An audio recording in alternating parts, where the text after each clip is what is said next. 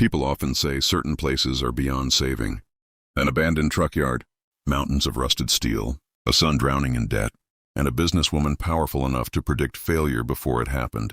The morning Charlotte Vance stepped onto Mercer salvage yard, she looked around once and made her judgment instantly. "This place is finished," she said calmly. "Sell it before it buries you with it." Logan Mercer didn't argue. He simply wiped grease from his hands, nodded once, and returned beneath the broken freight liner he had been repairing. But while Charlotte saw a dying scrapyard, Logan saw something else entirely. He saw movement, opportunity, a gap no one else had noticed. And over the next year, that forgotten piece of land beside Interstate 40 would become one of the most important recovery hubs in the region. Not because Logan had money, not because he had investors, but because he understood something most people never do. Real value rarely looks impressive in the beginning. The first morning Logan drove through the gates. As the official owner of Mercer salvage yard, the winter sky looked like wet cement.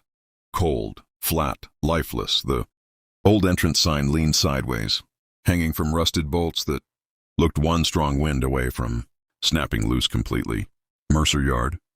Half the letters had faded away years earlier. Logan sat in his pickup for nearly 2 minutes before stepping out. The air smelled like diesel fuel, frozen dirt, and old metal. His father had spent 30 years on this property. 30 years buying retired freight trucks, salvaging usable parts, repairing engines when he could, and surviving on small contracts from independent drivers who trusted him. Now Harold Mercer was gone. A stroke, quick, silent. 3 weeks earlier, Logan had stood in the same office where his father died and signed papers that transferred ownership of the entire property into his name, along with every problem attached to it. Nearly $220,000 in debt, back taxes, supplier invoices, bank pressure, a foreclosure deadline already counting down, and somewhere beneath all of it, a yard full of possibilities no one else could see. Logan walked slowly across the cracked asphalt. Dead trucks sat in rows like forgotten skeletons. Some had missing doors. Others were stripped down to frames. Weeds pushed through the concrete around them. His son Caleb stood near the fence line, hands inside his hoodie pockets. "You really think this can work?" Caleb asked quietly. Logan didn't answer immediately. Instead, he bent down and picked up an old pipe wrench half buried beneath gravel. He cleaned it on his jeans, examined it for a second, then slipped it into his jacket pocket. Only then did he speak. "Your grandfather never kept useless things." Caleb looked around the yard again.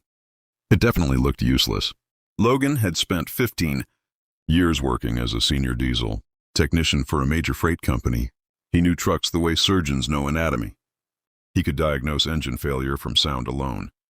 He understood transmission behavior, brake systems, electrical faults. For years he had kept entire commercial fleets running through winter, storms and mechanical disasters. Then the company restructured. One meeting, one envelope, one severance package, and suddenly he was unemployed at 40 years old. Most people would have sold the yard immediately. His older brother Jason certainly wanted to. Jason had signed away his inheritance rights less than 2 days after the funeral. "Dad was sentimental," Jason had said. "That place is a black hole." Then he disappeared back to his comfortable life in another state. But Logan stayed, because deep down something about the property bothered him. Not the damage, the location. That stretch of interstate had always been busy.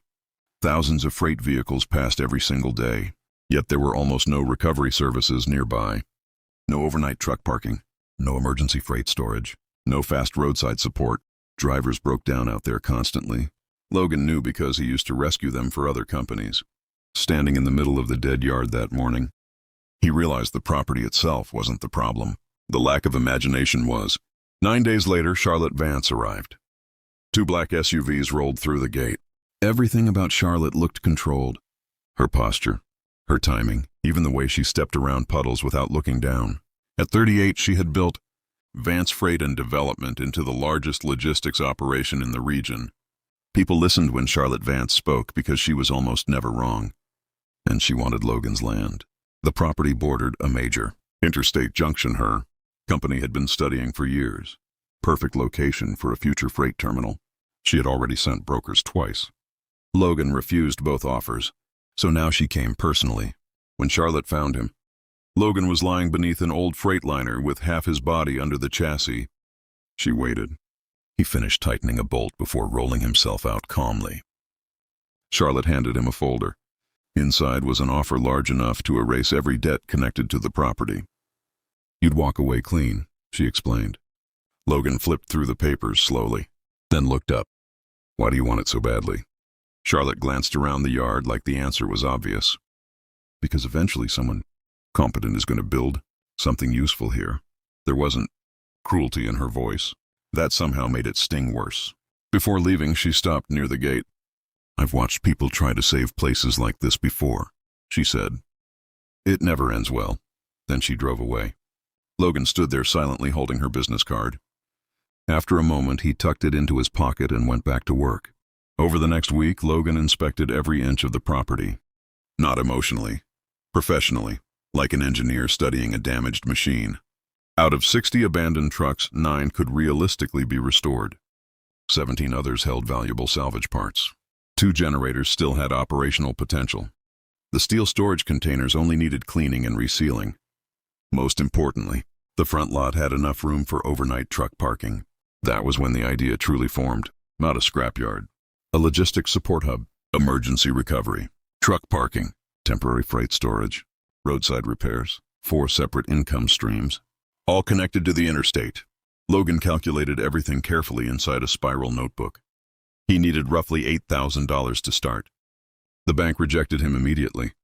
So Logan sold his personal car, then sold salvage parts from several dead trucks. The amount barely covered what he needed. Barely. But it was enough. For 2 straight weeks, Logan worked almost non-stop. 6 in the morning until midnight. The workshop heater barely fought off the cold. He rebuilt transmissions, rewired damaged systems, repaired brake assemblies. At 2 in the morning, he drove, restored trucks around the property, listening for hidden problems. Not because anyone was watching, because reliability mattered. Every repair had to survive real road conditions. On the 15th night, the old landline phone inside the office rang. Logan almost ignored it. Almost. The caller was a driver named Adrian. Broken down 17 miles east of the yard. Frozen food shipment. Deadline delivery by sunrise. Every towing company nearby quoted insane prices and multi-hour wait times. Logan asked only 2 questions. "What's your exact location? How heavy's the load?" Then he grabbed his coat and left. The interstate that night looked abandoned. Snow blew sideways across the highway. When Logan arrived, Adrian's truck sat tilted near the shoulder with hazard, lights blinking weakly through the darkness. The transmission was dead, impossible to fix roadside, but the trailer cargo was still intact. So Logan made a different decision. For nearly 2 hours, both men transferred freight box by box between trailers in freezing wind. Hands numb, breath visible, no complaints, just movement. By 5:42 a.m., Logan delivered the shipment successfully. 18 minutes before cutoff, Adrian paid him $800 cash in the warehouse parking lot. But the money wasn't the important part. The story was. Truck drivers talk, and stories travel fast across interstate networks, especially stories about someone answering a phone call in the middle of a blizzard when nobody else would. Within 2 days, Logan received multiple service inquiries, emergency recovery, storage requests, roadside help. He had no website, no advertising, no polished office, only a working truck and a reputation forming in real time. The yard slowly changed. Logan and Caleb cleared scrap metal from the parking area, painted parking lines, leveled gravel surfaces. Caleb initially hated being there. He avoided talking about the yard to old friends. One afternoon, he even hid behind a container after spotting someone he knew from college driving past. But things changed the night Logan handed him truck keys for the first time. A stranded driver needed help. Logan couldn't leave the workshop. Caleb had no choice. He drove out nervous and uncertain. But when he reached the breakdown site and began helping coordinate the recovery, something clicked. The work felt real, necessary. For the first time in months, Caleb felt useful. Soon he started building scheduling systems for the operation, tracking repairs, organizing dispatch calls, managing availability boards. Without realizing it, he stopped drifting through life. He started building one. 3 months into the business, Jason Mercer returned. Expensive jacket, rental car, perfect timing. Now that the yard showed signs of success, Jason suddenly wanted back in. He offered investment capital in exchange for ownership percentage. Logan rejected him immediately, calmly, directly. Jason left smiling. But 2 weeks later, anonymous rumors began spreading online. Claims that Mercer Yard lacked permits, unsafe recovery practices, illegal operations. Service calls dropped. Customers hesitated. Caleb traced several anonymous posts back to timelines matching Jason's visit. When Logan confronted his brother, Jason denied everything. But Logan didn't need a confession. "Don't mistake kindness for weakness," Logan told him quietly. Jason never came back after that. Then winter arrived hard. A brutal interstate storm shut down. Entire sections of Highway 40, drivers, became stranded everywhere. Tow companies stopped answering phones. Visibility collapsed near zero. But Mercer Yard stayed operational. Generators running, dispatch active, workshop heated. By midnight, over 20 drivers sheltered on the property. The storage containers became heated emergency shelters. Coffee brewed nonstop inside the office. Then another call came in.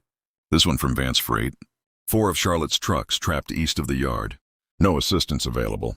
Logan answered immediately. Twice he drove into near whiteout conditions, pulling stranded trucks back one by one. By dawn, all 4 vehicles sat safely inside. Mercer Yard. Charlotte arrived personally the next morning. This time she didn't see a junkyard.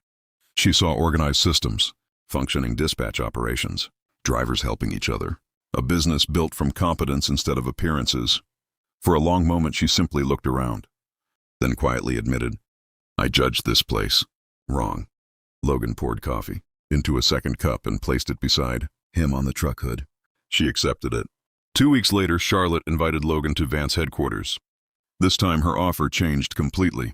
$1.2 million for the property, far more than before. Logan reviewed every page carefully, then closed the folder. "If I sell," he said calmly, "I get 1 payment." He tapped the papers once. "But if I keep building?" "This place earns forever." Charlotte studied him silently. Finally she asked, "What would make you say yes?" Logan reached into his jacket and unfolded a handwritten page from his notebook. No lawyer language, no corporate formatting, just terms. Mercer Yard would become Vance Freight's official recovery and storage partner for the interstate corridor. Revenue split partnership, no sale, no ownership transfer, no operational control. Charlotte read the paper twice. Most executives would have negotiated aggressively. But Charlotte understood something now she hadn't understood before. Logan Mercer wasn't lucky. He was capable, and capable people are dangerous to underestimate. She signed the paper. Not because she pitied him, because she respected him. 8 months later, Mercer Logistics and Recovery Hub officially opened. Fresh pavement covered the main lot. The workshop expanded. The containers connected through covered walkways. The new entrance sign stood tall beside the interstate. Drivers recognized it instantly now. Caleb managed operations full-time. Marcus led overnight recovery teams. Carriers across the region relied on Mercer Logistics during emergencies. The opening ceremony wasn't glamorous. Logan hated attention. About 40 people showed up anyway. Drivers, dispatchers, freight managers, people who remembered how the yard used to look. Near the end of the morning, Logan handed Caleb a single key.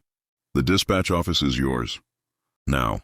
Caleb stared at the key for several seconds before taking it carefully, not because it opened a room, because it represented trust, responsibility, a future.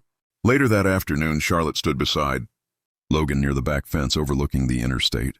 "You knew this would work from the beginning?" she asked. Logan looked across the yard. Trucks moving, generators humming, people working, then nodded once. "I knew what it could become." Charlotte smiled faintly. "I only saw what it was." Logan watched another freight truck pull through the gate. That's usually the difference. As evening settled over Mercer Logistics and Recovery Hub, Logan walked alone toward the far corner of the property. The same corner where months earlier he had found an old pipe, wrench buried beneath gravel. That area was now a marked parking space occupied by an active flatbed truck cooling after a long haul. Logan stood there quietly, thinking about his father. Harold Mercer had never seen the final version of the yard, but maybe that wasn't important. Because long before the business succeeded, his father had already understood the most important part. Things are not always worth what they look like at first glance. Some places just need someone willing to see beyond the rust.